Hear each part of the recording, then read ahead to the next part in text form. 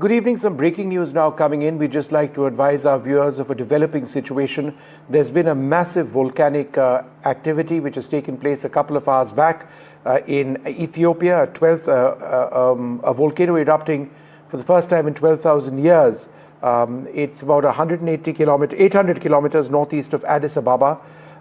It's called the Hayli Gubbi volcano, and you can see dramatic satellite imagery of it there. The reason this has now become a potential area of serious concern is because the clouds, which are actually moving east from this particular area, have now entered across Pakistan and are entering India as well. Now, we'll try and bring you maps of the entire area in a little while from now. But the real concern is that this will impact other areas, including the National Capital Region or parts of it just south. Now, what we can tell you is that as this ash cloud moves, it'll be moving between flight level 25 or 25,000 feet and 45,000 feet. As a result of this, a few airline operations to the Middle East from India have been impacted.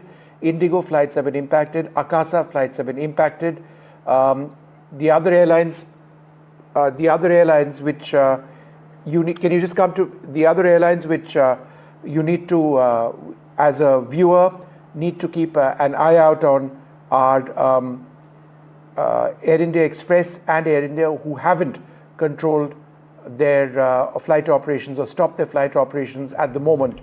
But the government has issued a very strong advisory to all airlines in the country, the DGCA, the Director General of Civil Aviation. And what they basically said is that all airlines must strictly avoid published volcanic ash affected areas and flight levels. So they need to keep an eye out for that.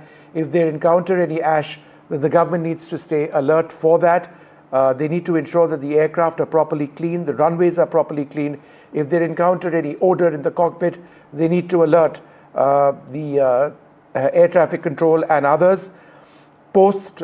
Dispatch procedures need to be modified as required.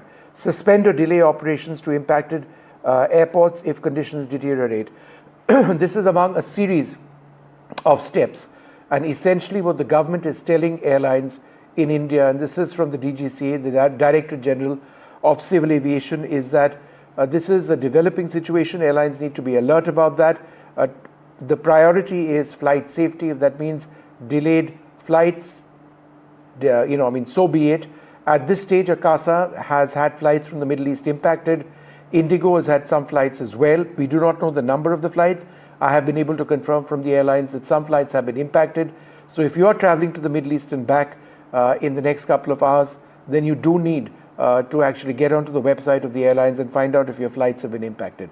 Air India and Air India Express are monitoring the situation presently, but with this cloud, this ash moving across the Indian subcontinent, across Pakistan, across India, going right across to the east of India, there is a chance that there would be very intense air pollution across some areas. It's a possibility, albeit higher up.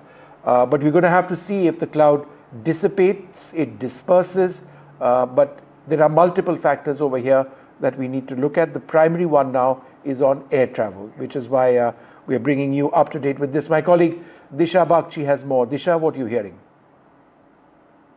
So what I'm hearing so far, Vishnu, is that in the next couple of hours, this ash cloud from Ethiopia is going to hit northwestern India, states of Gujarat, Rajasthan. So already airlines have started diverting flights, especially those coming in from the Gulf and the flights that were headed towards the Gulf. Specifically, the Kerala Abu Dhabi flight has been diverted. The Kannur Abu Dhabi flight has also been diverted.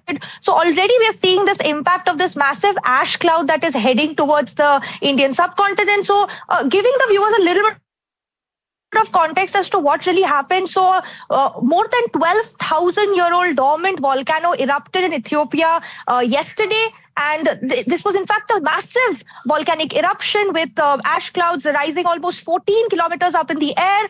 While there's not been any casualties reported in Ethiopia, this massive ash cloud is now headed towards the Indian subcontinent in the next couple of hours. So we can expect a lot of diversion of flights in the next couple of hours. But also, what sort of impact could this have on the pollution, especially in Delhi, in the capital, is yet to be seen. But certain experts have already said that this ash cloud is going to be the mid-atmosphere region. So it's not going to have a massive impact, but they've also said that people need to keep their masks on as the AQI will rise to a certain level.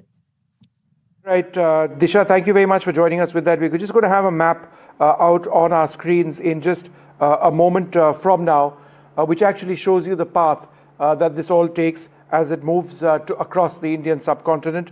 I'm just working on that, and I'm going to have that up in just a few moments from now.